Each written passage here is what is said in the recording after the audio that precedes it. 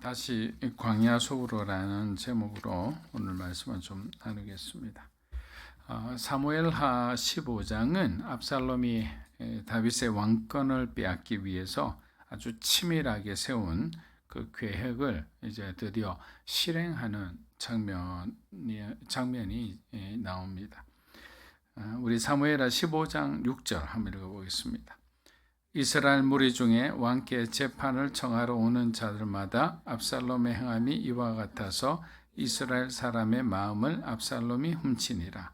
자, 이게 무슨 말이냐면 압살롬은 백성의 송사를 받아줄 재판관들이 없었어요. 왜냐하면 다윗이 세우지 않았던 거예요. 이 말은 뭐냐면 당시 다윗에게 큰 레임덕이 발생하기 시작했다. 그리고 다윗의 그 왕권을 향한 집중력이 굉장히 약해지는 시점이었다. 그래서 아버지의 그 빈자리, 아버지의 어떤 약점을 그는 먼저 보고 정치적으로 접근을 한 겁니다. 이게 어떻게 하느냐? 백성들을 송사를 받아줄 사람들은 누구냐면 장로들이나 뭐 제사장들이나 레위인들이 해야 돼요. 근데 자기가 대신 받아주는 거예요. 그리고 동시에 그 모든 상담을 들어주는 동시에 그들에게 자기에게 절하려는 그 사람들에게 그러지 마시라고, 나도 여러분들하고 똑같은 사람이라고 그러면서 허구해주고 손잡아주고, 이 다 어디서 볼 수 있나요? 선거날 볼 수 있는 장면들이잖아요. 그러니까 그런 형태로 4년간이나 하는 거예요. 그러니까 사람들의 마음이 안 그래도 용모가 준수하고 굉장히 매력적인 사람인데 겸손하기까지 해. 그럼 대중은 휩싸이게 되는 거예요. 열광하게 되는 거예요. 그렇잖아요. 우리도 잘난 사람이라 해서 정말 이렇게 건축하지도 못할 정도의 어떤 카리스마와 위엄을 가진 사람인데 굉장히 겸손해요. 그러면 사람들은 이렇게 그 사람의 모습에 그냥 이렇게 빠져들어가기 쉽습니다. 압살롬은 그렇게 4년 동안 예루살렘에서 재판관이 아닌 재판관의 역할을 담당하면서 백성들의 마음을 훔쳤던 것입니다. 그가 과거 암논의 복수를 아주 천천히 때를 기다리며 준비하듯 그는 하나하나 차근차근 아버지를 향한 복수의 계획을 준비하고 있었습니다. 여러분, 발 없는 말이 천리 간다고 사람들의 말과 소문은 계속 눈덩이처럼 막 과장되고 왜곡되고 그리고 확대되어서 이스라엘 전체로 그 압살롬에 대한 칭찬이 막 퍼져나가는 거예요. 그러니까 그 한 사람이 뭐 요만큼 미화를 했다면 그 사람들은 또 거기에다 영웅의 스토리를 붙이고 또 뭐 붙이고, 그럼 한 사람이 영웅이 되면 반드시 반대편에는 악당이 등장해야 돼요. 그래야 영화가 되고 드라마가 되잖아요. 그 악당이 이제는 다윗이 되는 거예요. 늙어가는 다윗. 하나님을 경외하지 않는 다윗, 백성을 사랑하지 않고 돌보지 않는 다윗, 이렇게 돼버리는 거죠. 비교가 되는 거예요. 마치 다윗이 골리앗을 이기고 돌아설 때 백성들이 자발적으로 뭐라고 얘기했습니까? 사울이 죽인 자는 천천히요, 다윗이 죽인 자는 만만히요. 마치 이런 것처럼 민심이 압살롬은 굉장히 겸손하고 우리를 돌보는 자지만 다윗은 우리를 돌보지 않고 왕궁에서 혼자 즐기는 자다, 뭐 이런 개념으로 가게 된 거예요. 여러분, 대중은 그만큼 이렇게 보이고 들리는 것에 약해요. 예수님의 그 빌라도 재판을 보면 우리가 잘 알 수 있잖아요. 당연히 예수님을 보호하고 바라바를 외쳐야 되는데 그들은 대제사장들의 선동과 그리고 위협에 그 어떤 압박을 이겨내지 못하고 결국 바라바를 외칩니다. 어떤 한 사람이 용기를 내어 바라바를 외치니까 그냥 그 옆에 있는 사람들이 따라 어쩔 수 없이 바라바를 외쳐. 힘차게 외친 사람도 있고 고개를 숙이고 외친 사람도 있었을 거예요. 어떤 사람은 눈물을 흘리며 외쳤을 거예요. 왜? 자기가 살고 싶으니까. 그게 우리 인간이잖아요. 그게 정직한 우리의 모습이기도 합니다. 압살롬은 이제 하나하나 준비를 하는데 헤브론에 가서 스스로 왕으로 칭하며 즉위합니다. 동시에 200명의 비밀 메신저들을 모읍니다. 그리고 모든 지파들에게 보내서 자기가 원하는 소문을 계속 만들어내게 합니다. 자, 이게 무슨 의미냐? 저는 이것을 독일의 그 괴벨스보다 3000년 전에 먼저 이 압살롬이 심리작전, 선동작전을 먼저 벌였다고 생각해. 그렇잖아요. 메신저를 통해서 그때마다 우리도 뭐 방을 붙여가지고 막 사람들에게 뭔가 이렇게 심리적으로 뭔가 이렇게 자기가 원하는 대로 이렇게 작전을 만드는 것처럼 그렇게 된 거예요. 소문을 들은 사람들 중 다윗의 지도력에 불만을 가진 각 지파 사람들은 자연히 압살롬을 지지하기 시작하는 거예요. 이처럼 압살롬은 아주 용이 주도한 사람이었다. 사랑하는 여러분, 우리는 여기서 압살롬의 반역은 다윗을 위한 반역이 아니라 하나님을 향한 반역이라는 사실을 알아야 돼요. 이게 무슨 말이냐? 아버지 다윗은 사울을 죽일 수 있는 완벽한 기회를 잡고도 하나님이 기름 부어 세운 사람이라고 그는 2번씩이나 그를 그냥 살려주었어요. 왜? 그는 믿고 자기를 추적하고 자기 인생을 15년이나 이렇게 허비하게 한 사람이면 그 자리에서 죽이고 싶지만 그 순간도 하나님을 바라보았던 거예요. 하나님의 그 주권, 이해하지 못하는 자기의 삶의 어려운 가운데도 이렇게 내버려두는 하나님이심에도 불구하고 그는 끝까지 하나님을 신뢰하고 하나님께 자신의 모든 삶을 의탁했던 거예요. 하나님은 바로 이런 다윗의 모습을 사랑하신 거예요. 여러분, 하나님을 경외한다는 것은 모든 하나님의 선택을 존중하고 따른다는 의미예요. 나를 향한 모든 선택을 나는 하나님을 신뢰하고 그리고 존중하고 따르겠다는 의미예요. 그게 하나님을 경외하는 사람의 모습이죠. 저와 여러분의 마음에 드는 것만 자꾸만 좋아요 눌리는 것이 아니라 우리에게 불리하고 별로 우리에게 탐탁지 않은 그런 주님의 생각이라도 하나님, 제가 틀렸습니다.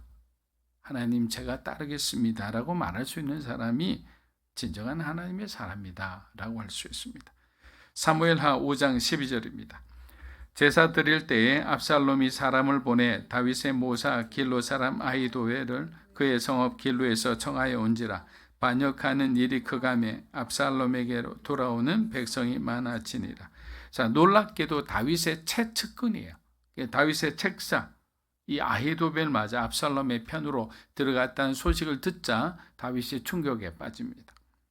이게 뭐 쉽게 말하면 다윗의 비서실장이에요. 대통령 비서실장 같은 사람이 다른 편에 넘어간 거예요. 아히도벨이 넘어간 이유는 나름 이유가 있었어요. 바세바와 우리아 그 사건이 가장 컸습니다.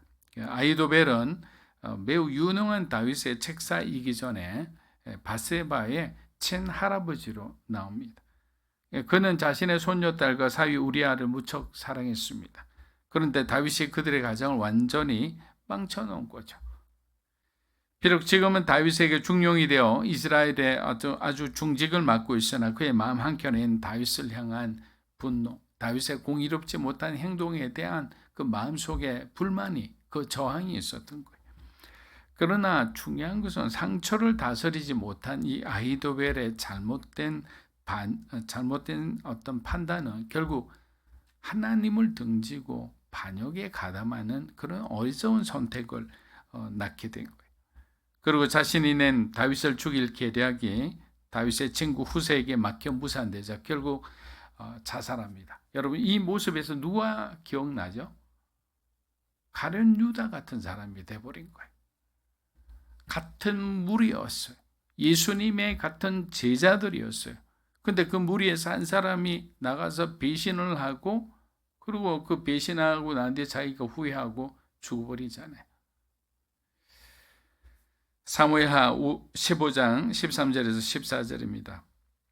전령이 다윗에게 와서 이스라엘의 인심이 다 압살롬에게로 돌아간지라 다윗이 예루살렘에 함께 있는 그의 모든 신하들에게 이르되 일어나 도망가자. 그렇지 아니하면 우리 중 한 사람도 압살롬에게서 피하지 못하리라. 빨리 가자. 두렵건대 그가 우리를 급히 따라와 우리를 해하고 칼날로 성읍을 칠까 하노라. 자, 14절 보니까 압살롬의 예루살렘 공격 소식을 들은 후 다윗이 허겁지겁 도망하는 장면이 나옵니다. 지금까지 우리가 알던 다윗의 모습과는 사뭇 다른 모습이죠. 그런데 왜 다윗은 천년 요새인, 요새 중에 요새라고 불리는 그 예루살렘에서 아들과의 싸움을 피했을까요? 많은 신학자들과 목회자들은 이 부분을 다윗의 의도적인 회피라고 그렇게 해석을 합니다. 즉 다윗은 여전히 요압과 아마샤 같은 굉장히 아주 용맹한 장수들을 거느리고 있었어요. 그런데 왜 그랬을까요? 다윗이 싸움을 피한 가장 큰 이유는 자기 자식과의 싸움을 위해 예루살렘을 피바다로, 성전이 있는 예루살렘을 피바다로 만들기 싫었기 때문에, 그래서 자기가 피했던 거예요. 마치 롯과 아브라함이 종들이 막 그냥 물 때문에 막 싸우자 롯이 네가 동하면 내가 서하고 네가 서하면 내가 동하겠다고 양보하고 그렇게 피했던 거와 비슷한 거예요. 결국 다윗은 다시 광야 속으로 들어갑니다. 광야는 다윗의 인격이 형성되었던 곳입니다. 그곳으로 다시 돌아온 다윗에게 우리는 그의 다윗스러움이 회복되는 것을 목격하게 됩니다. 여러분, 시련은 다윗 속에 있는 하나님을 향한 그 순수한 믿음을 다시 끄집어낸 거예요. 이것은 우리도 마찬가지예요. 우리에게 시련이란 단어, 고난이란 단어는 환경적으로 보면 우리가 견디기 버거운 어떤 무거움으로 다가오지만 우리는 그런 시련과 고난을 통해 정결해지는 거예요. 하나님을 더 의지하게 되는 거예요. 그 속에 있는 나의 또 죄를 우리가 명확하게 보게 되는 거예요. 그러니까 고난과 시련은 항상 부정적인 것은 아니다. 사무엘하 15장 24절입니다. 사독도 거기 있었고 하나님의 언약궤를 메고 있던 모든 레위 사람들도 그와 함께 있었습니다. 거기에서 하나님의 궤를 내려놓았습니다. 아비아달도 올라와 모든 백성들이 성에서 나올 때까지 기다렸습니다.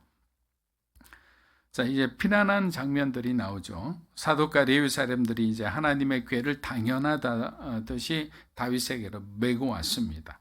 그리고 아비아달도 올라와서 모든 백성이 이제 성에서 다 빠져나올 때까지 이렇게 기다리고 있는 거예요. 사독과 아비아달이 다윗과 함께 움직였다는 사실은 당시 다윗의 그래도 주요 지지자들이 있을 거 아니에요. 그 지지자들이 주로 종교인이었다라는 사실을 우리가 잘 알 수가 있습니다. 사랑하는 여러분, 세상에서 잘 나가는 사람들이 자신의 어떤 스펙과 네트워크를 자랑하며 여러분들과 경쟁하더라도 우리는 조금도 기죽을 필요가 없죠. 왜? 하나님께서 우리 편이시면 어떻게 될까요? 하나님께서 우리에게 지혜를 주시겠죠. 또 그 길을 이겨낼 수 있는 힘을 주고 에너지를 주시겠죠. 근데 항상 문제는 뭐냐면 우리 자녀들도 그렇고 우리 자신들도 그렇고 하나님을 우리가 그렇게 온전히 의지하지 않는다는 거예요. 우리는 항상 우리가 스스로 만든 피할 길을 만들어 놔요. 그것이 결국 막힌 길이고 외진 길임을 알면서도 뭔가 이렇게 불안한 거예요. 이것을 우리가 다른 말로 하면 무슨 말입니까? 예수님 플러스 원이에요. 예수님만으로는 뭔가 우리가 부족하다고 생각하는 거예요. 세상에서 예수님 비슷한 뭔가 내가 안심할 수 있는 뭔가를 가져야만 내 마음이 안심이 되고 내 인생이 평안한 거예요. 그것이 잘못되었다라고 이야기하는 거예요. 사무엘하 15장 26절입니다. 그러나 그분께서 내가 너를 기뻐하지 않는다라고 하신다면 내가 여기 있으니 그분이 보시기에 선한 대로 내게 행하실 것이다. 자, 제사장들과 법궤가 다윗 편에 있다는 것은 뭘 상징할까요? 우리가 뭔가 상상할 수 있잖아요. 항상 전쟁에서 법궤가 있을 때 그 전쟁은 여호와의 전쟁이 되는 거예요. 그러면 제사장들과 법궤가 다윗에 있다면 지금은 다윗이 피난 가고 도망가는 상황이잖아요. 누가 봐도 압살롬이 압도적으로 이길 수밖에 없는 그런 환경인데 법궤가 압살롬을 향해 가지 않고 제사장과 법궤가 다윗에게 있다는 것은 결국에는 다윗이 승리할 것을 우리에게 보여주는 거예요. 과거 다윗은 법궤를 이용해서 굉장히 정치적, 종교적 정당성을 추구했어요. 다른 말로 하면 법궤를 이용해서 많은 것을 이렇게 자기 어떤 업적으로 삼았던 거죠. 법궤를 마치 뭐라고 생각하냐면 알라딘의 램프처럼 생각한 거예요. 법궤만 가면 승리할 수 있다. 여러분, 하나님의 법궤가 여기 있다. 정치적으로 조금 뭔가 자기가 공격당한다면 하나님의 법궤를 보라. 하나님 법궤가 여기 있는데 너희들이 왜 불만을 하느냐. 뭐 이런 식의 어떤 행동이었다고 볼 수 있죠. 사무엘하 11장 11절 전반부 한번 읽어보겠습니다. 우리아가 다윗에게 아뢰되 언약궤와 이스라엘과 유다가 야영 중에 있고 내 주 요압과 내 왕의 부하들이 바깥들에 진치고 있거늘. 자, 여기서 뭡니까? 지금 전쟁터예요. 암몬과 전쟁을 하고 있는데 성전에 있어야 될 언약궤가 어디에 있는 거예요? 전쟁터에 있는 거예요. 그 정도로 그들은 언약궤에 대한 믿음이 때로는 미신과 같은 믿음을 가졌다라는 사실이에요. 다윗은 법궤를 성전에 도로 가져다 놓으라고 명합니다. 더 이상 법궤를 방패 삼아 백성들의 지지를 얻을 마음이 없다라고 한 거죠. 하나님이 허락하실 때 내가 다시 법궤를 내 새로운 마음으로, 내 변화된 모습으로 하나님을 맞이하겠다. 만약에 하나님께서 허락하신다면 지금의 내 모든 환경을 변화시키고 이 우리의 불리한 전세를 하나님께서 다시 회복시켜서 결국 우리의 손을 하나님이 들어주시겠다라고 판단한 거예요. 그래서 예루살렘에 남고 우리만 가겠다 이렇게 된 거예요. 사무엘하 15장 30절입니다. 그러나 다윗은 계속 올리브산으로 올라갔습니다. 그는 머리를 가리고 발에 아무것도 신지 않은 채 계속 울면서 갔습니다. 그와 함께 있던 모든 백성들도 머리를 가리고 계속 울면서 올라갔습니다. 인간적으로 보면 굉장히 공감이 가는 가슴 아픈 장면입니다. 대적의 무리들에게 쫓기는 것도 서러운데 아들이 자신을 죽이려고 반란을 일으켰으니 다윗이 부하들 보기도 너무 민망하고 그들에게 얼마나 불편함을 끼칩니까? 모든 짐을 다 싣고 어떤 사람들은 다윗도 신발을 신지 않았는데 신발도 신지 않고 만약에 비가 왔다면 비 오는 거리를 칠퍽거리는 도로도 제대로 안 돼 있는 그 시대에 얼마나 힘듭니까? 또 만약에 쳐들어와서 공격을 당하면 그들 모두 다윗을 제외하고는 다 죽을 수밖에 없는 그런 사람들이 반란군이라고 칭함을 받을 수밖에 없는데 그러니까 머리로 얼굴을 가릴 수밖에 없는 거예요. 이것은 수치를 뜻하는 거예요. 내가 지금 수치를 당하고 있습니다. 하나님 나를 좀 보십시오라고 하는 거예요. 사무엘하 15장 34절입니다. 성으로 돌아가 압살롬에게 왕이시여 내가 왕의 종이 되겠습니다. 내가 전에는 왕의 아버지의 종이었지만 이제 왕이 종이 되겠습니다라고 한다면 내가 아히도벨의 계획이 실패로 돌아가도록 나를 도울 수 있을 것이다. 자, 하나님이 다윗의 기도를 들으셨는지 굉장히 중요한 사람을 만나게 됩니다. 이 사람의 이름 우리가 기억을 해야 되는데 후세라는 사람이에요. 후세라는 사람은 팔레스타인 원주민이에요. 그런데 오랫동안 다윗과 우정을 나눈 사이예요. 지금 후세는 나이가 다윗하고 비슷하니까 굉장히 나이가 많이 먹은 사람이라고 생각하시면 됩니다. 그래서 당신이 나를 따라오면 내게 짐이 된다는 말은 나이가 들어서 이 험한 피난길을 당신이 쉽게 따라오지 못한다. 그러나 당신에게 해야 될 일이 있는데 그것은 당신이 굉장한 지략가니까 네가 예루살렘으로 가서 압살롬의 어떤 진영에 투항을 해라. 당신의 왕의 종이 되겠다 하고 그리고 난 뒤에 그 고급 정보를 빼서 제사장들에게 알려주라. 이런 식의 약간의 이중 스파이 같은 그런 역할을 맡깁니다. 이제 하나님의 운명은 다윗의 운명은 이제 이방인 후세에게 달려 있는 거예요. 여러분 시편 3편은 압살롬에게 쫓겨 도망다닐 때 다윗이 자신의 신세를 비탄하며 지은 시입니다. 우리가 시편 3편 몇 절만 좀 보고 오늘 말씀 마무리하겠습니다. 시편 3편 1절에서 2절입니다.